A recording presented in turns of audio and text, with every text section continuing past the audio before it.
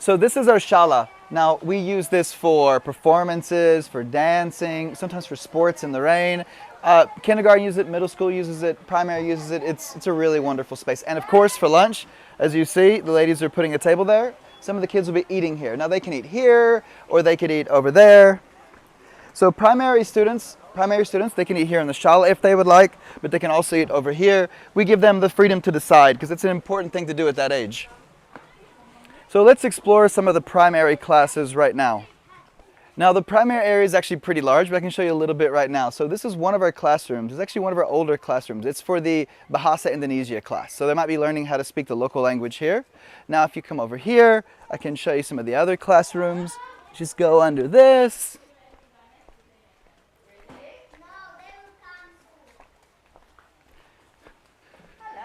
Hello. Hi. Oh, looks like most of the students have already left. Well, this is one of our classrooms. I mean, it is lunchtime. Ah, are they scaring you? So let's look over here. That was class 3. Now, this is class 4. Of course, the kids are out somewhere right now, probably eating lunch and preparing for it. So let's go look more over this way. Now, throughout the campus, you can take the path or you can take your own path. Hello, grade 2. Oh, thank you. Thank you for all the hugs. Welcome to the art gazebo. As you might guess, we do a lot of painting right here. So kindergarten might come here, middle school, primary, really all the kids will come here. And as you see, the wall is full of their different artworks over the last few months. It's a really beautiful, very tranquil place. And of course, right here, we have a little bitty, it's like a fort for them, they call it. And they have a lot of fun here. Let's go over this way. So one of the things I want to show you is right over here. So the kids love to come here. That's why there's no flowers in the reach of the kids. But they come here, they take the hibiscus flower. It's like honey. Wow, that's sweet. That's so sweet. And of course above us, this forest is called the magic forest. It's a jackfruit forest. So we have lots of jackfruits coming all the time and we eat them and they're quite delicious. Let's go over this way. I'm going to show you grade 1.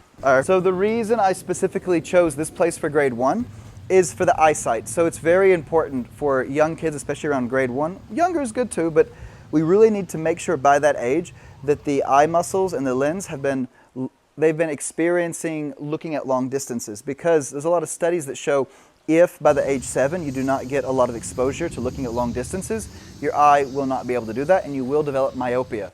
In fact, the studies on that are staggering. That's one of the reasons that I built the school out here, to make sure that my kids and your kids would have good vision for the rest of their life. Remember, education is not only about English and math, there's 1,000 aspects that need to be included. And one of the reasons I built this school is that, unfortunately, these aspects are not included in traditional education. All right, let's go to grade 5. So right now, lunch has started. Well, actually, no, it finished for kindergarten. That's why you have quite a few kids just playing around.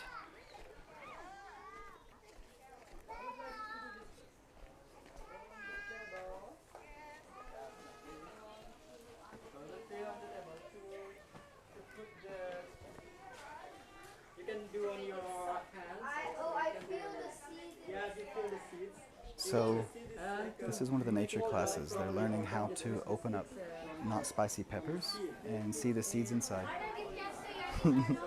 Back to work, guys.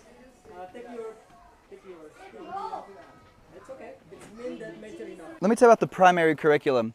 So kindergarten is more nature and Montessori, and middle school is more nature and Cambridge.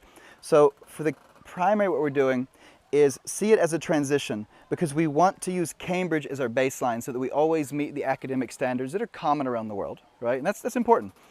But the thing is, we want to be as hands-on as possible. Anytime we can do it with our hands and not with a piece of paper, we do it. I'll give you a really good example. So let's say you're 7 years old and you want to measure the outside of a box, a parameter. In a normal piece of paper, a normal math book, you're just going to have a box and you're going to write the numbers, you're going to add them up. It's simple. The thing is, you're going to forget it because your brain is not designed to memorize things like this. And then what happens is when you're 8, they teach you the same thing, 9, 10, 11. Every year they repeat this, because if they repeat it, you'll remember it, right? Maybe you don't even remember doing it. The thing is, here's what we do. We give our kids rope. They get a 1 meter rope, 3 meter rope, 5 meter rope, 10 meter rope, and they get in a group and they get some paper and they go and they make a map. So look at these rice fields. I mean, ideally when the rice fields are empty, not when they're full of water. But you could do it like this, and they have to walk around the edge, they take the ropes, they draw it, they measure, and they figure out how many meters is the parameter of each of these. Now, the reason we do this is because when you do things hands-on with a team and then you report about it, and when it's difficult especially, the chance of you remembering it is about 95%.